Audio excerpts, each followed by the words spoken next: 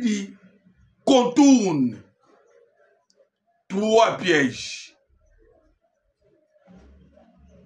Le dialogue au Qatar, l'annonce du 9 avril, le Conseil de sécurité le 4 avril. Ni nezali kolekana. Mbote bandeko ba Congolais de partout, bozali kolanda biso, na chaîne na biso. Voilà to kosenga na bino bo aimer notre émission. Peko bo sanate, partager pour que bandeko ba Congolais de partout ba yeba ni nezali kolekana na Congo, mboka na bino, mboka na biso. Voilà bandeko ba Congolais, ndenge tolobaki. Le Sud Kivu ezali Nord Kivu te. En d'autres termes, le Sud Kivu a toujours été hostile, a toujours compliqué le pouvoir de Paul Kagame. Bandeko ba Congolais wana to koloba, mokolo alobi. Toko uta Nyangezi Kamanyola, vers l'entrée de Bukavu, convoi de RDF au nombre de 9. Et Zaki Kokende vers la ville de Bukavu. Ndjokaba Wazalendo ba prépare qui déjà embuscade. Parce que bakuta qui déjà na mboka ya Nyangezi. Place nini bandeko ba Congolais. Bazar qui déjà organisé pour aller vers la ville de Bukavu. Et bien, M23 RDF, ils étaient en patrouille.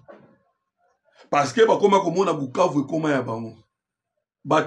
Balingi, mais ils ont été surpris. Ou en tant qu'on surpris par la sortie de l'embuscade. Bande Congolais, les images sont là. Nous allons vous le montrer. Calciné. Ils ont perdu plusieurs militaires rwandais. Voilà maintenant la tâche qui devient difficile. L'espoir, est compliqué. Parce que vous voyez que la guerre commence à être de plus en plus difficile pour Nabaron. La grande difficulté à la guerre comme Congolais, c'est d'abord la ville de Bukavu qui n'arrive pas à survivre.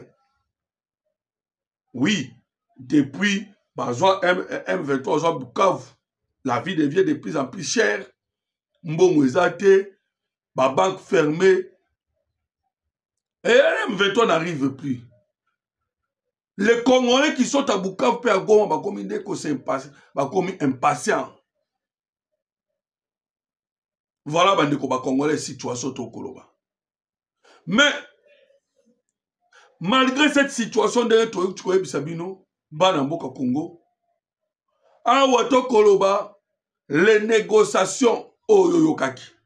Parce que le M23 Bakutanaki, Nadoa, et Yayi, les pourparlers. Parce que Toyo Bisakibino, M23 Basengaki, Otobengi l'amnistie. Basengaki amnistie, et pas ya maman. Je dis plutôt mais Thérèse Kaikwamba. Pas signé Thérèse Kaikwamba. Non, pas question d'amnistie. Vous d'abord, vous devez signer votre retrait et accepter votre cantonnement. Voilà, il marche à quitter Bandeko Congolais. Comme ça n'a pas marché, au monde, on constate maintenant Qatar a tiré pression, a tiré encore pression pour que Makambu et comment Baluka solution. Bandeko ba Congolais, des rendez-vous ont repoussé Tokoloba en ce moment, Namukoloya le 9 avril. Mais, Banamboka Congo, malgré rendez-vous ont repoussé, vous avez bien un système à Paul Kagame, mais tant que ça n'est pas américain. Système à talk and fight. Donc pour Paul Kagame Nengazaliwana, ezali combattant et dialoguant. Parce que bandeko boyebi ki aboyaki Luanda. Et pourtant Joao Lorenzo alobaki ke makambo elekaki na Luanda. Asalaki musala na ye ya kitoko. Mais Joao Lorenzo alobaki aucun médiateur akosalaka musala koleka ngai. Voilà pourquoi tokoyebisa bino. Place Paul Kagame akendaka. Nde place ba Rwandais à M23 bakendaka pe. Place Paul Kagame aboyaka. Nde place pe bango baboyaka. Ils ont tous refusé Luanda. Le quoi bango yoso baboyi Luanda. Au monde bango yoso baké Qatar. C'est-à-dire ba trouver gain de cause na Qatar. Bandeko ba Congolais. Et la position de Tshisekedi, qui est la position de Banamboka Congo de partout. Parce que tout le temps, AFDEL, RCD, 5DP, M23-1, M23-D, AFC, c'est toujours même logique. Et logique en Ouezanine. Quand il y a une rébellion, et puis, à partir de la rébellion, vous négociez, vous allez mixage, vous allez brassage, vous allez intégrer l'institution, vous allez continuer à copier, et vous allez continuer à copier en silence maintenant. Voilà pourquoi nous vous disons que pour parler de la négociation commune, le président Tshisekedi est en train d'utiliser, oui, ça se passe, pour se préparer à la guerre. Il n'y a que la guerre. Banamboka Congo. Guerre et l'eau nous le savons et nous le disons. Mais le problème est que Paul Kagame écoute que le langage wana. Ça langage wana koyokate. Son plus grand besoin est à copier. Voilà pourquoi Tokoye Bisabino, ce n'est même pas Paul Kagame lui-même avec Bailly français. Banamboka Congo. Ça n'a pas commencé aujourd'hui. Vous allez constater qu'on a commencé à piller et à tuer. C'est leur mode d'emploi. Piller, tuer. Piller, tuer. Bobo sanate, tant caoutchouc bimaka. Parce que boma, parce que piller. Tant cuivre kobima. De même, oh yo kaka ba kata maboko, papa belge. Oh yo kaka bandeko ba congolais, ba koboma. 1 million de morts. En ce temps-là, qu'en est-il maintenant pour aujourd'hui? Voilà pourquoi tout le monde congolais de partout, beaucoup de biso, et que pour parler wana, et bangono so bazali toujours fidèle. Nanini, na système na bango o ba yekola. O ezana bit simplement ya koluka ndenge nini, ba pia kamboka Congo. Voilà bandeko même makabuto koloba niveau ya Qatar. Oh, c'est simplement pour donner le temps, il y a qu'au restaurer, travailler pour la restauration. Il y a l'État dans la place Nyonso. Maintenant, pour créer une dissuasion, de sorte que l'ennemi partout, à quoi sous Kosakanate, Namboka Congo, Mboka Namboka. Voilà, bandeko ba Congolais. Les 3 pièges au Tolobaki, c'est avec Emmanuel Macron. Oui, Emmanuel Macron a dit que dit 3 pièges. Et à ce Sadek. Et c'est 5 coups. Na Kataro Kumuno Tokoloba. Ce sont les pièges. Pour forcer Tshisekedi Yandi Makaka Otokobenga les dialogues. Il ne gère que sur les dialogues. Wana Tokoloba, même Kabila, Katumbi.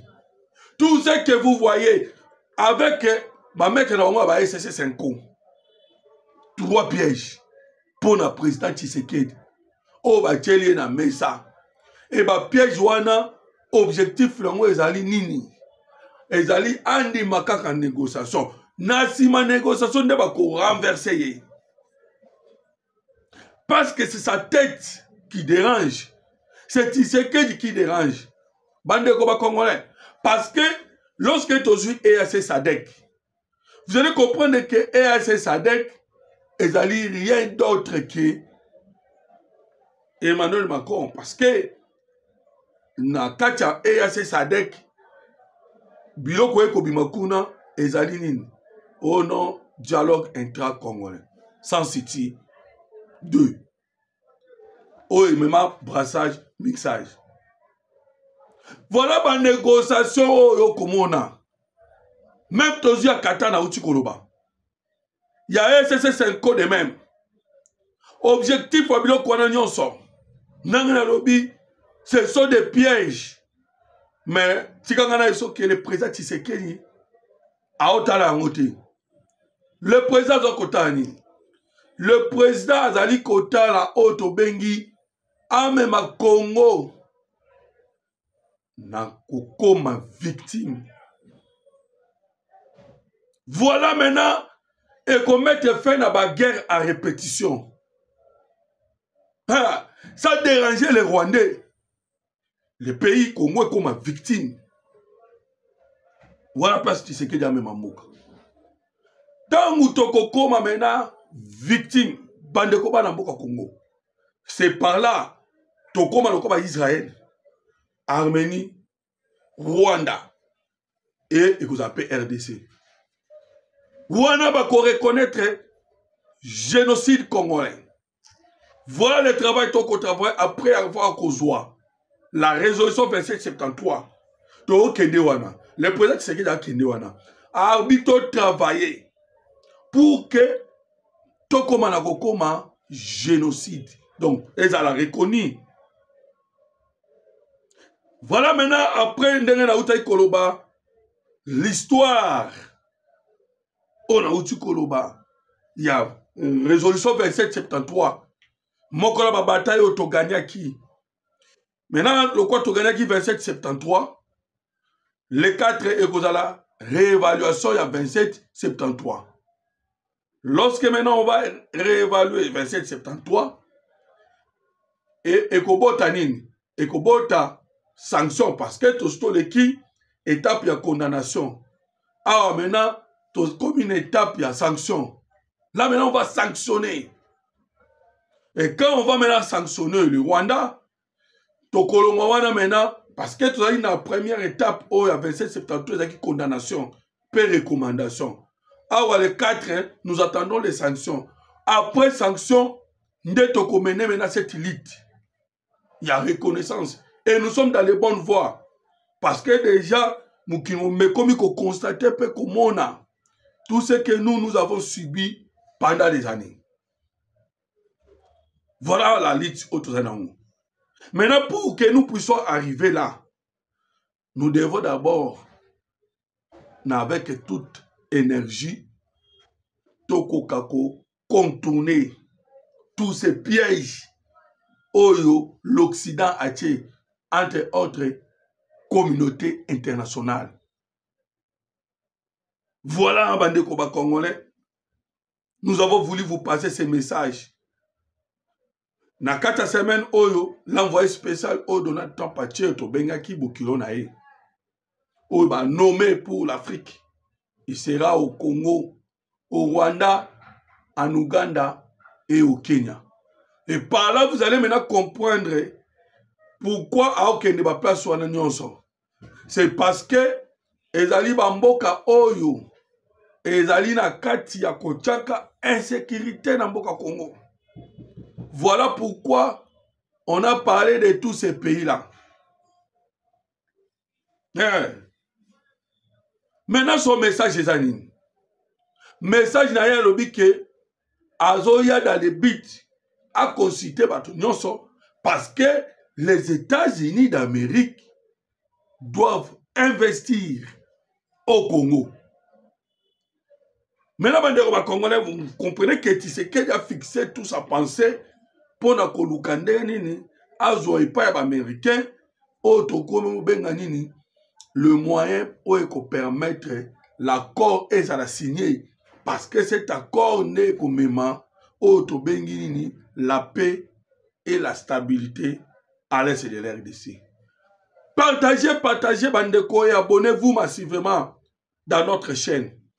Sunga biso sunga chaîne nabiso en partageant le lien, en partageant le vidéo. Voilà, aimez notre émission et aussi commenter. Je vous remercie. À la prochaine fois.